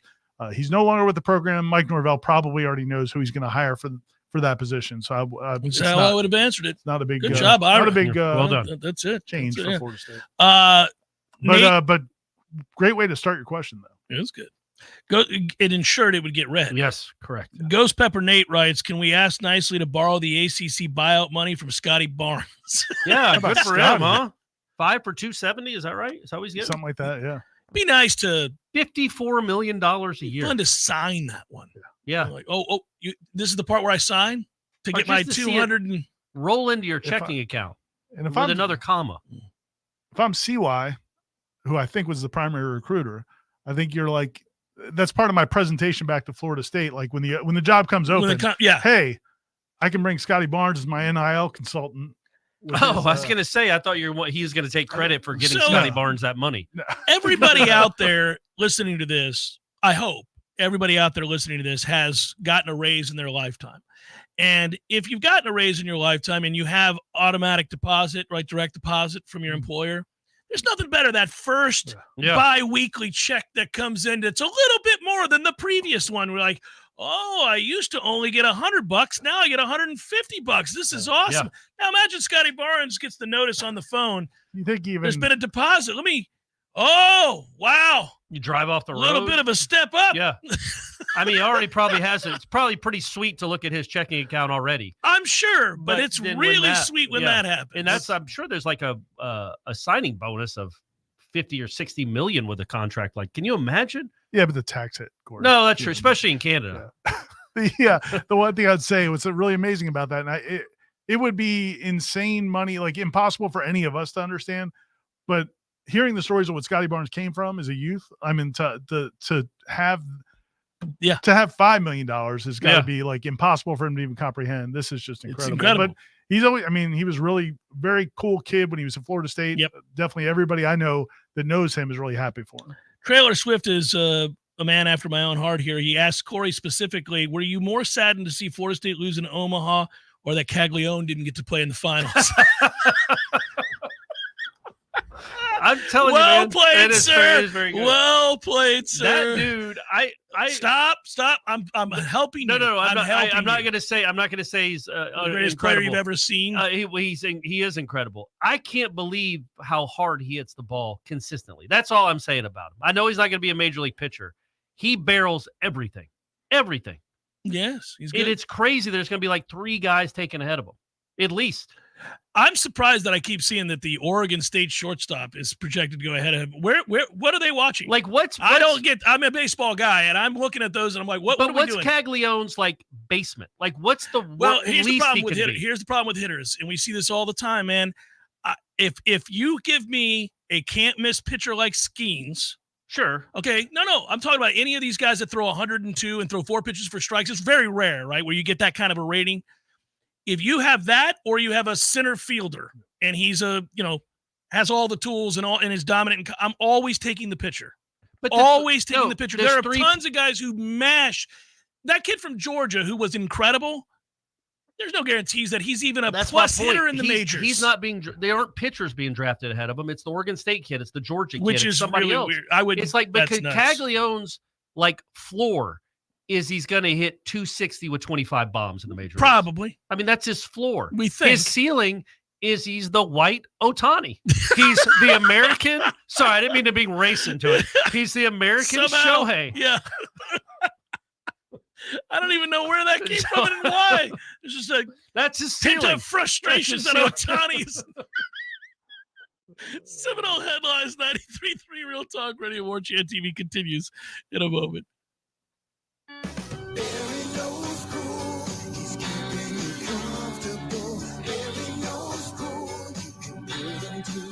Your heating and air conditioning system doesn't check with you before it takes a break. That's why we're always ready to help. Any day, anytime, anywhere. And with our annual service agreement, there are no overtime charges. Ever. At Verno Heating and Air, we will always be there for you. Verno Heating and Air Conditioning. License CAC 1816186.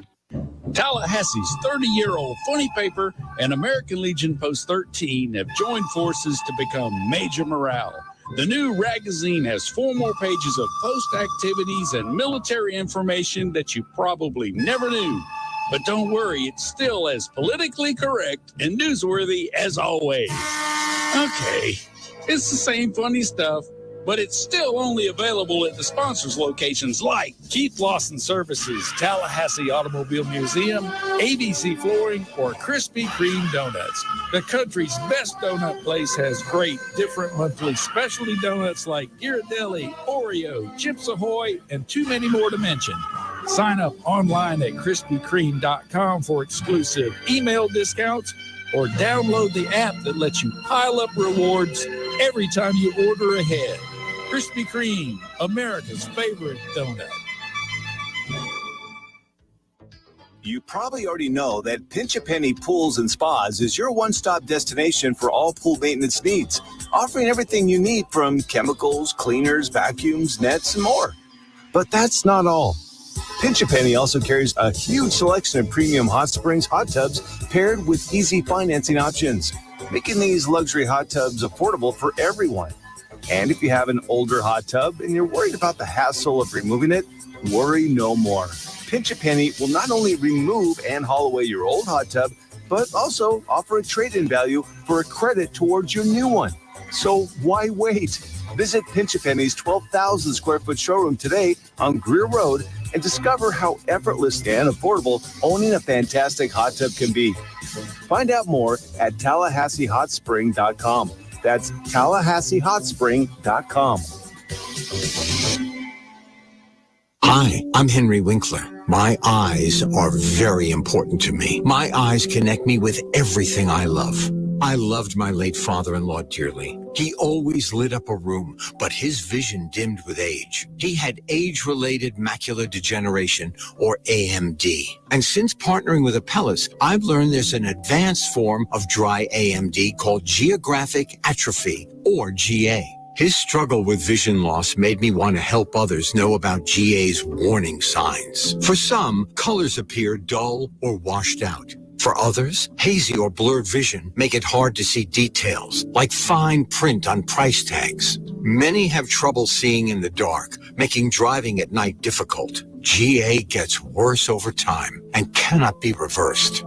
If you think you have GA, don't wait. Treatments are available. Ask a retina specialist about FDA-approved treatments for GA and go to GAWon'tWait.com.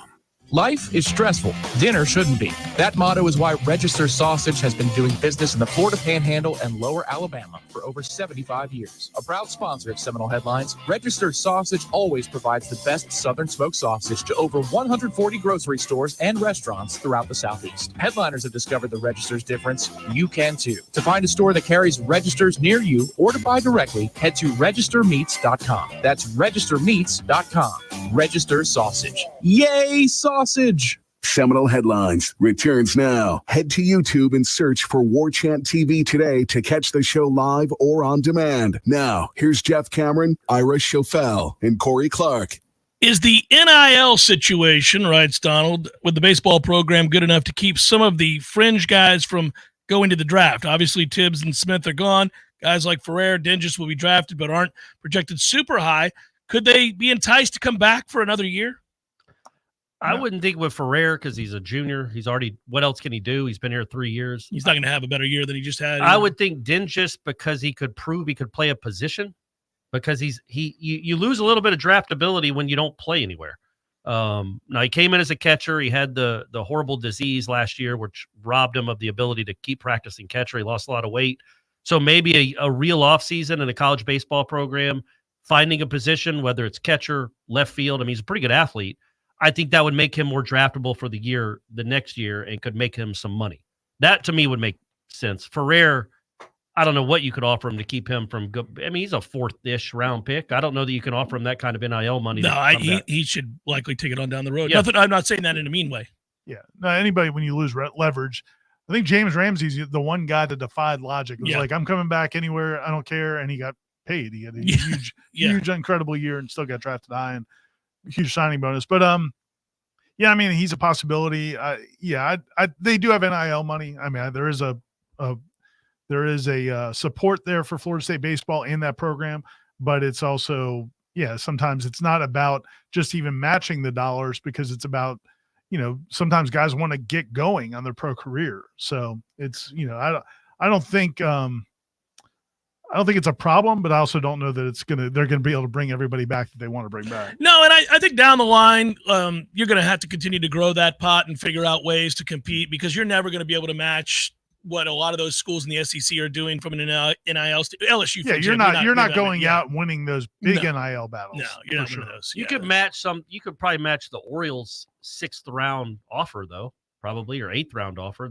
I think that moving forward is the thing that these baseball families and advisors and players will have to figure out. Like, okay, I can take $210,000 from the Orioles now, or I could maybe up my draft stock, get similar money to play college baseball for another year. It is possible, but you also just wonder, again, the minor league process is a journey. And like, do you want to wait? It's not like in the NFL, like if you're Jarrett Verse and you sit 1 year, and if a school's going to pay you close to what you would have made as a rookie in the NFL, it's a wash. But like in minor league baseball, you're starting that process. I don't know if that's it delays the journey. It delays the start of the journey. Yeah, so that's got to be a factor.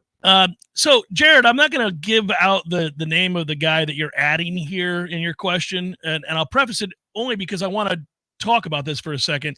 He's asking whether or not we follow this guy who gives out Big Ten information on Twitter or wherever else he is, and he goes, he seems to know a lot. Guys, if anybody you're following, I'm not saying they don't know. What I am saying is, if you're following people on Twitter who or any other outlet for that matter that are professing to know for certain exactly where Florida State is going to end up, you're doing yourself a disservice if you believe that. If you believe that they know 100% how that's going to go, there are plenty of people, myself included, that have opinions about how that's going to go based on the information we currently have. But this is not a foregone conclusion. And these lawsuits, I mean, they're happening. They're happening. The lawsuits are happening. Yeah. There's no negotiations have happened yet to determine exactly how it's all going to play out. Yeah. And then, I think there's a sense from people of where Florida State would be wanted, in which conference or how many conferences and what those monies would look like, but none of that's been negotiated yet. So yeah, I would agree with you, Jeff. I mean, there are people that have, I will say this, there are some people in the blogosphere that are covering this that have been out there. Like there's the guy that was really ahead of USC going to the Big Ten, and there's people that he's very good. They have Flugar. They have, some of these people have good information, but it's not necessarily always rock solid because a lot of this isn't set in stone yet. A lot of it's not set in stone. I think all of us at various points have had insiders that would be more likely to know a little bit more than the average Joe, and we can lean on those guys sometimes, and they can give you information. But even those guys, like I've got a couple of guys, from ESPN that I've known for years and years and years, and they'll say, "Well, we think this, this, and this," and I may view their opinions as more informed than the average Joe, but they always throw out the caveat: things can change very quickly. And it's going to be fascinating, barring unforeseen circumstances. Always say events. that, right? Yeah. Before you write anything or say anything. Good day, gents. Can we use some of the NIL money to teach base running? There you go, Corey. Yeah. What's your favorite moment ever of doing headlines from Gator Kirk? Oh, Well, the squirrel reenactment. The squirrel itself was not. But the squirrel reenactment. Yeah, was. but also I would say I think I laughed harder, even though I told that story, at Jeff retelling it on his show that same day, because we had to wait a week to tell it because it happened the day of headlines. So we waited a week to talk about it. He just talked about it randomly on his show, which was and it was really, so fresh. Really funny. It was fresh that afternoon. It was easy to recreate on the show. Yeah, I can remember every moment about that and both of your faces. I feel like I'm back in that spot. Yeah. Seeing the squirrel approach. I'm picturing us walk down the hill. The squirrel and coming down the tree. It was odd that you and I both noticed that squirrel. Like, we're of the world. Corey's in his own land over here. I've seen it run up the tree. Yeah. I'm trying to think of what we might be coming up on the 10-year reunion on that. Is that right? We might have I think should we take it to the All Saints District, boys? Yeah, I think a lot's been added to that area. I mean, it was football. It was Halloween. It was Halloween, I think, of 2014 is when that squirrel jumped coming up on it. So we have a lot of listeners that don't even know what we're talking about.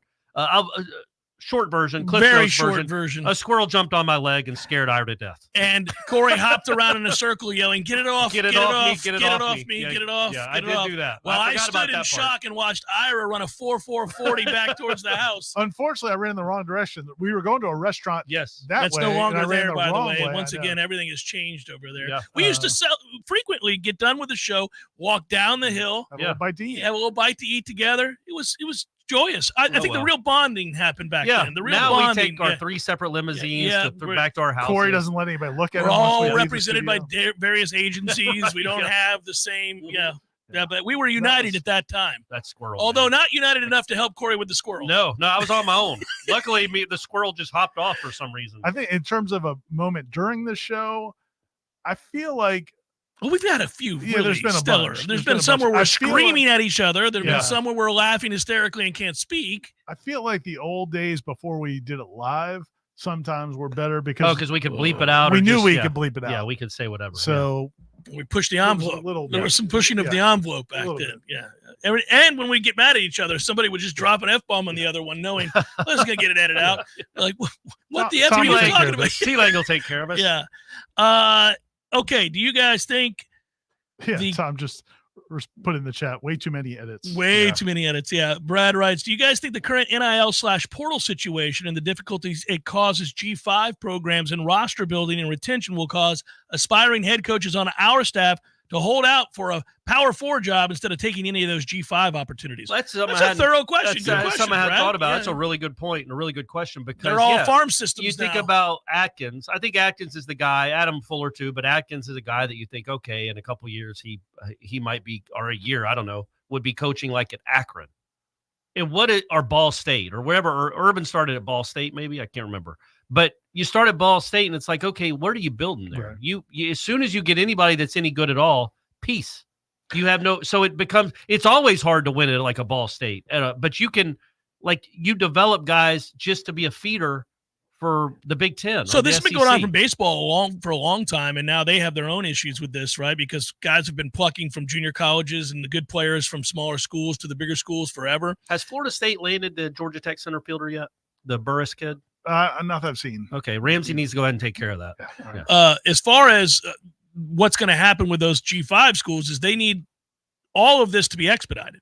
Yes. Wherever this ends up being. You need that Power 2 to be that Power 2 with their own set of rules and leave us alone and go over here and play your NCAA regulated football against like-minded folks. Yeah. That's what you need, because then those kinds of kids, and those kids are going to leave. I mean, if you got a star, if all of a sudden a Randy Moss emerges at Marshall, he's going to get. Imagine, hey, he might go to a place like Florida State. Wouldn't that be something? Imagine that. Yeah. They would ignore the weed. Yeah. They would. They could smoke it walking into the practice field. I'd hand it to him as he enters the practice field. Randy. Here you go, buddy. Imagine that coach at Albany being like, I tell you what, this first kid looks like he might be something. I can't wait to see what he's like as a junior and a senior. He's going to be unblockable up here. He's in Tallahassee. That's a toughie. Yeah. That's the life they lead, man. That's the job they have now. It is. Well, and they need to go the other way. They need to get the kids that sign with Florida State but don't really pan out. And then, hey, you can come play here. Yeah, maybe not in Albany. Florida State to Albany doesn't go the other direction. But the Marshalls and the Ball States, yeah. Lee wants to know, in our history of watching FSU recruiting, does signing quarterback Brady Smigel affect 2026 recruiting class going forward? Man, the three of us don't care one iota about whether it does or doesn't. I'm just going to say that in now. Theory, you hope. In theory, you hope if you have a quarterback. In the modern era, I mean, what are we talking about? We're going to project 2 years from now? Yeah. It's not a bad thing. No, it's not a bad thing at all. It's a good thing. And I get it, Lee. You're excited. And, I just don't trust recruiting to sustain, for 2 years. I mean, we're talking about Trammell Jones, who has been committed for over a year and may not. It also there's always there's a cloud over every recruiting story you read. Not a cloud, that's not the right word. There's an underlying notion. It's not even a notion, an underlying reality that Brady Smigel might sign with Florida State and he might be at Purdue in 2 years or a year. Like, it's just, you sign him, great. You got to keep him. You got to get a commitment. Then you got to sign them. That used to be all you had to do. Now you got to keep them. And so it's like, okay, maybe Smigel doesn't work out or he doesn't recruit well for you. All right, well, whoever you get the transfer from UTEP is going to be a really good recruiter for you. This is a good one for you and me. And I have a feeling in a different world we'd have this great debate about this, but the last part is the funniest, so we really won't. Here you go. Grant says, question for Ira and Jeff. Who makes a better Cuban, Tampa or Miami? We would have this debate. And then he goes on to say, of course, the answer is Shreveport. Yeah, correct. Yeah. Seminole Headlines, 93.3 Real Talk Radio, Warchant TV continues in a moment. Your local news now. The Tallahassee Police Department arrested 3 men in connection to a shooting at the Griffin Heights apartment, which resulted in the death of one woman and the serious injury of another. The 3 men that are facing charges of first-degree felony murder, kidnapping, and possession of a firearm by a convicted felon are Antoine Muhammad, Jamil Cooper, and Reginald Mims. TBD concluded that the suspects arrived at the apartment complex armed and began shooting into a crowd of people. The suspects were specifically targeting an individual who they argued over illegal drugs with. 2 women were shot, neither of who was the intended target. One woman who police identified as 33-year-old Ashley Emanuel died from her injuries. The second woman who was also injured is expected to survive. The shooting took place early last Monday morning in an outdoor area at the Griffin Heights apartment complex. This is Rachel and A with Real Talk 93.3 local news update brought to you by McEnmore Systems, Tallahassee's go-to Mac store. Check them out online at McEnmoreSystems.com.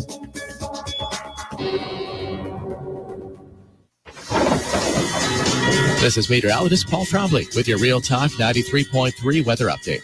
A heat advisory continues until 8 p.m. tonight. Chance of thunderstorms this afternoon. Otherwise, sunshine mixed with clouds at times. Daytime highs approaching 98. Southwest winds 5 to 10 miles per hour. Slight chance of thunderstorms tonight. Lows level off around 77. Partly cloudy skies. This report is brought to you by The Lawn Johns. For all your landscaping and lawn care needs, visit thelawnjohns.com. Currently 96. Where is the best place to find Michelin, Firestone, Dunlop, Goodyear, and Bridgestone tires? Nice Tire and Auto Service. Where's the best full-service auto center? Nice Tire and Auto Service. They do everything from computerized alignments to brakes, tune-ups, and safety inspections. Where can you get complete auto service you can trust? That's easy. Nice Tire and Auto Service, 4792 Bluntstown Highway, just west of Capitol Circle. There's fun to be had every night at the Corner Pocket. Take-home prizes on Trivia Tuesdays and Beer Bingo Thursdays. And kickstart your weekend with Martini Fridays. Plus, happy hour runs every weekday and game day specials every time the Noles take the field. Watch all the best games at the Corner Pocket's Vegas Wall, featuring 560 inches of flat-screen TV heaven. Oh, really? The best food, the best drinks, and the best place to watch all the games. Tallahassee loves the Corner Pocket. Life is stressful. Dinner shouldn't be. That motto is why Register Sausage has been doing business in the Florida Panhandle and Lower Alabama for over 75 years. A proud sponsor of Seminole Headlines, Register Sausage always provides the best Southern smoked sausage to over 140 grocery stores and restaurants throughout the Southeast. Headliners have discovered the Register's difference. You can too. To find a store that carries Registers near you or to buy directly, head to registermeats.com. That's registermeats.com. Register Sausage. Yay, sausage! Seminole Headlines returns now. Head to YouTube and search for Warchant TV today to catch the show live or on demand. Now, here's Jeff Cameron, Ira Schofel, and Corey Clark. Sir Stuart Wallace asks, as we clearly move towards a Power 2 conference structure with a clear third and then a bunch of who cares, How many years do you see that really lasting before it's one big league anyways? I don't think the SEC/Big Ten debate is going to be that big of a deal in the long run. Well, I certainly think that they'll cooperate. It'll be like the AFC and the NFC. Yeah. There's still two leagues, two divisions. I think the SEC and Big Ten deals both expire around the same time, which is still way before the ACC's. And I would assume every deal in America is before the some point around that time. I guess there might be a meeting of the minds. When does Panama get the canal back? That happened before the ACC's. Oh man. We had Jimmy Carter on the show earlier today. Now you're doing that. Well done. We need to rush for how many yards against Georgia Tech to make us feel good about our ground game against the rest of the schedule in the ACC? I wouldn't. I don't know that I would look at it that way. 230? 230 would make you feel good, though. 230 to 250 would make me feel pretty good, yeah. They're not good at stopping the run or haven't been in the past. Yeah. Anything. I mean, as long as you're running effectively and you feel like you could run when you want to run, you're going to feel good. I mean, I don't know if it's a number. Over 200 would be great. But, yeah, I think as long as you feel like you're running when you want to run, then to your point, last year in the Southern Miss game, they couldn't run the ball when they wanted to run the ball. And I actually said after that ass beating that we laid against them that I was disappointed. And I talked about how there was so many of the 40-something rushing attempts, 30 of them went for 1 yard or less. And you hit a couple big ones. It was awful. And then at the end of the game, you hit some. Sometimes there are indicators where you're like, that's not a good sign. It doesn't necessarily mean it's going to carry over, but in this case, it kind of did. I mean, they really struggled the rest of the year, and I thought that was the most disappointing element about the entire offense. It wasn't just that they didn't get as much out of that group as they thought they would. It's that they couldn't run the ball to save their life unless it was a big play, unless it was just, you know. Trey Benson breaking a big play was about it. That was about it. Okay, here we go. I lost the question. Facebook? No, I just did a bunch of Facebook. I went back to Twitter. How am I in frame, Ira? Because I don't have a computer, so I don't see if I'm right. Buddy, I'll let you know. Frame. You're smack dab in the middle. All right, you're good to go, man. There's a lot of black and white going on. You got a black and white sign behind you. You got the black and white shirt. You got black glasses. Stephanie's white glasses, head. by the way. Oh, I didn't tell you. It's a fun story, real quick. I was in Lake Lanier and I survived this week. Brady's birthday. We took a trip on a boat. Did somebody die while you were there? No, probably. Probably. Odds are, yeah. Good chance, yeah. So we weren't going to go back to the dock for another hour. I had to pee. So I jumped in the lake to go pee. Yeah. As one does. Yeah. And I did it with my glasses on. And when I came up, my glasses were not on my head. They were at the bottom of the lake. So these are Stephanie's glasses. I have an exam tomorrow to get new glasses. Can I ask you a question? Sure. Does she have the same prescription? No. What are you doing? So what do you see? What are you doing? I mean, I see you guys. You're wearing a green shirt. I can see that. So it's better. It's better than if you didn't have glasses at all. No. Are you getting a headache as we speak? No, I got kind of a headache not wearing glasses, and then I feel like I look better in glasses. So I kept them on. So this is more about I'll do this, but now it's like Clark Kent. Could we have guessed that? It's like, could we have gone ahead and guessed that? Don't I look weird now? Don't you want me to put the glasses Just go get on? the fake glasses from the CVS or whatever and walk around if you're all that worried about your appearance. Well, hey, man. Sorry. Gentlemen, seeing how the question always gets asked for football, what position would you guys be playing in baseball? You mean now? Shoot. I could be a third baseman, I think. It was third baseman then, third baseman now for me. I could be a left fielder. Good feet. I could see that. No, you do. You got good feet. You got good reflexes. I've seen him play tennis and racquetball. He's got good feet. Yeah, he's got good feet. Good reflexes too. I was always in the outfield, so I'd be left field, center field, right field, doesn't matter. I was always a second baseman, but I don't think I have the lateral anymore. None of us have any of what we had when we were playing in high school, sir. But I think I could play left field. I think I could play left field. Yeah, you could probably play left field. You pull a hammy week 2, but you could do it. It's fine. Yeah. You'd be down for the count. All of us would lose the ability to go first to third on a single to right. Right. That's fine. That ain't happening. That's not our game. That's not our game. No. They know that. So I like third base, like in baseball, but then when we start playing like adult league softball, it's scary. I mean, what in the world? You could die. I was like, why would I volunteer for this? You're playing short left field at that point. You get your ass back in the grass. I remember there were guys that always be like, I played third in high school. I'll play third. I'm like, buddy. Yeah, I know. I was the idiot. Also, these aren't they're not real manicured fields either. Oh, the ball's so the ball's going to take a crazy hop. This 250-pound dude just smoking a softball at you.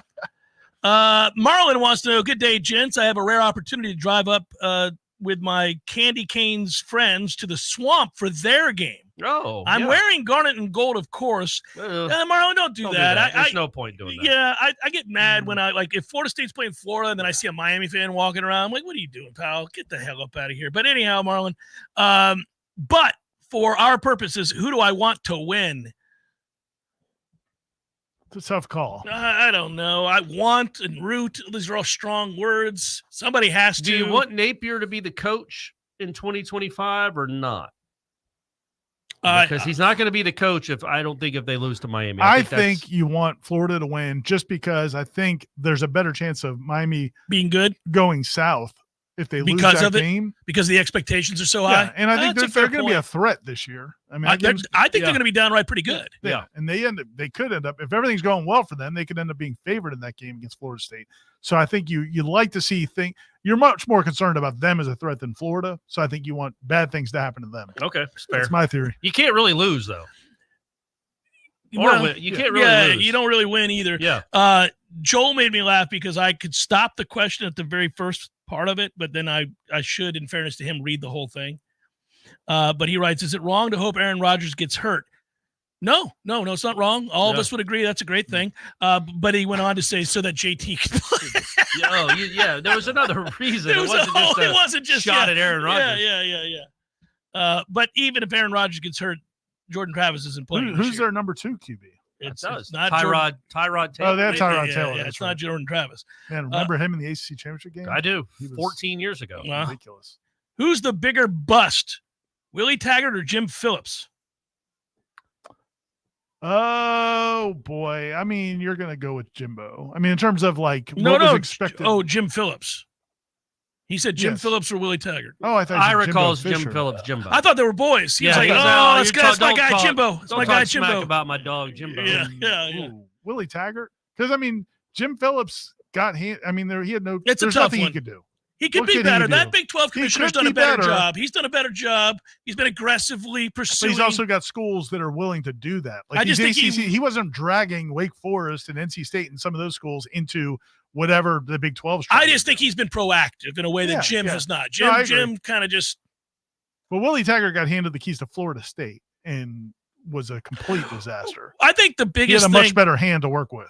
As time has gone by and the tensions aren't as high, when we have that conversation about what was all the things that went wrong with Willie, I think the hardest part was the stuff that we couldn't say on the air initially as he's trying to figure it out. They were just so disorganized. It was a disorganized mess. And you would see things that were indicators of that at practice. And you'd be like, well, am I being fair? Let me see, And then you would talk to guys. You'd talk to guys that were internally involved, and they'd be like, "Whoa, this is not good, fellas. We've got real issues here." And I just never, you want to give everybody a fair shot, and you're kind of like, "All right, let's see." And then it just never got better. In fact, it got worse. And then there were indicators later that things were worse than we even realized. And so you're kind of like, "Oh, well." So yeah, I'm going to go with you. I'm going to go with but because Jim, even if Jim had been very aggressive and proactive the way I think he should have been, he started an alliance, guys. He did. That's one of the many times he got played.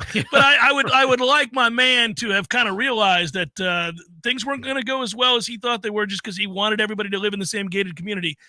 He still really couldn't have done that much. They were still kind of screwed. It's close to the same prescription. I do want to make that clear. It's close. I can see you better than when I have her glasses off. Sean writes, I made my first trip. This is OG headliner. Oh yeah, he was out there. He was in Omaha. Yeah, he did. I didn't get to spend time with him because I was under the weather at that point. But yeah, he did make it. He said, made my first trip to Omaha last week. Nice people, clean and safe city, great steaks. Wish our Noles would have won, of course, but after going, I have a radical idea. I believe they should move the series to a southern city. The last 5 years, 35 of the 40 teams are from the South, and it's hard to get those fans there, especially during the week. They're literally having Little League tournaments up there during the week to fill seats. I was surprised to see more neutral fans at the games than the team's fans. I think if you had this event in the South, you would have an environment like Hoover during the SEC tournament and the teams represented all week long. What are your thoughts? Yeah, I don't know. It'd have to be a 25,000 seat stadium because that's what that is. I I'm not against it, but like to the point he just made is exactly true. That area supports it. Like love it. They love it's going to be packed whether or not what teams get invited or teams make it.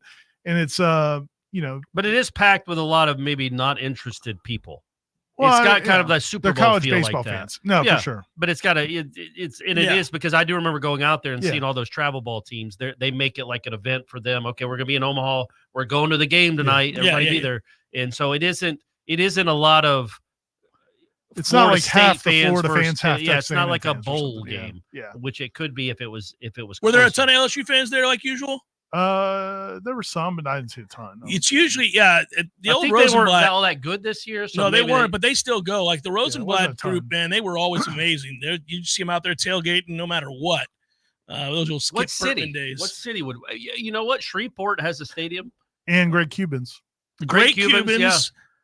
Mobile. You can gamble. Yeah. That awesome little high school stadium that they have the Senior Bowl, the stuff in. We could all hang out. Senior Bowl. Not Senior Bowl. What's the thing you went to? Independence Bowl. Independence Bowl. Yeah.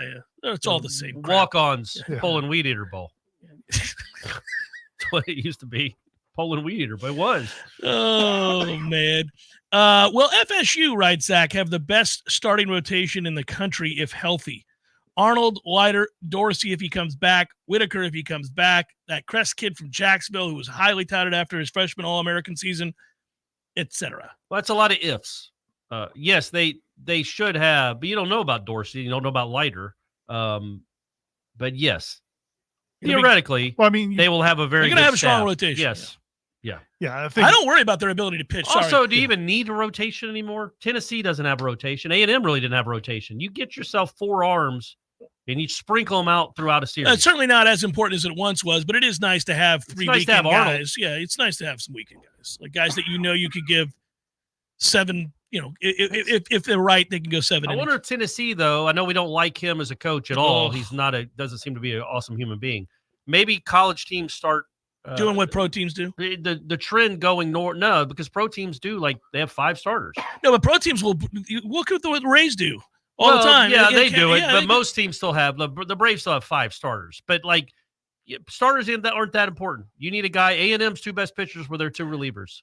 Do you have 5 starters this year? I don't think you do. No, it was Sale, Freed, Charlie Morton, Reynaldo Lopez. They got 4 that they start all the time. No, I wasn't. I was kind of being an ass. I'm just talking about all the injuries you've had. It's the offense. The Orioles had, I think, 7 or 8 at one point. We have 3 on the DL now. 3 Tommy John surgeries in the last 3 weeks, man. which is a lot of fun.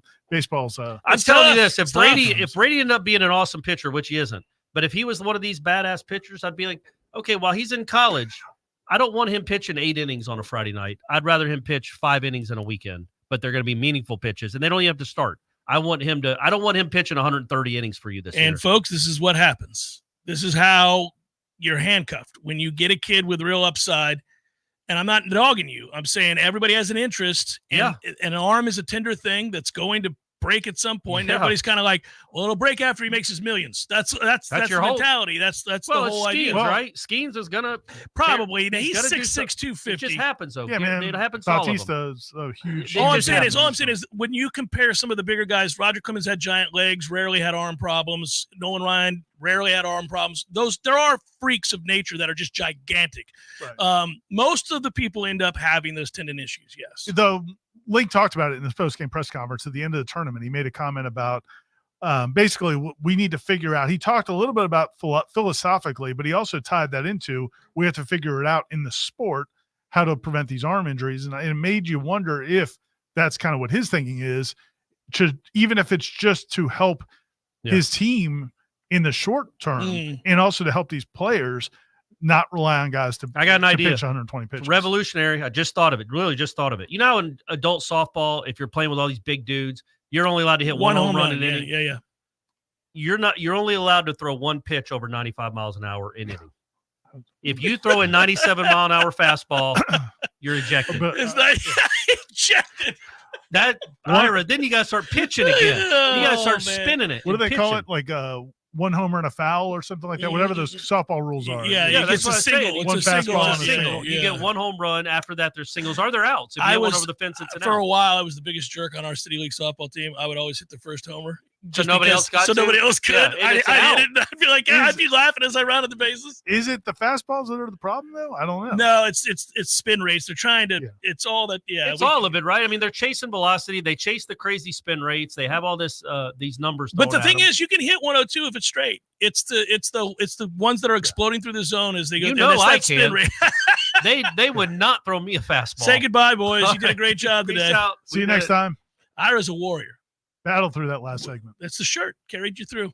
Good work, boys. Until next time, we'll talk with you soon. As always, be well. Thanks for listening. As I'm fond of saying, peace.